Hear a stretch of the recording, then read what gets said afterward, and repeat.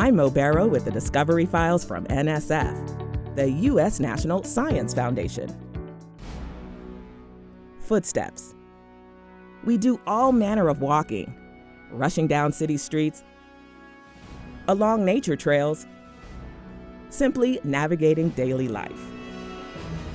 The way we walk can be determined by our sex, height, age, and muscle strength, but for many, an accident or disorder can impact their ability to walk. But what if we had wearable robotic technology that could improve the quality of life for the millions with walking impairments? What advantages could it provide first responders and people who lift heavy loads?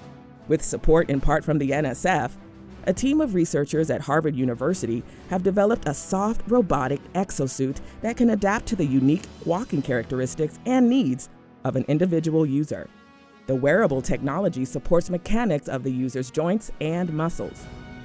When tested in real-world situations, the exosuit quickly adjusted to changes in walking speed and on inclines, providing the promise of great benefit to those with walking impairments and limited mobility. A walking robotic exosuit? RoboWear! Discover how the U.S. National Science Foundation is advancing research at nsf.gov.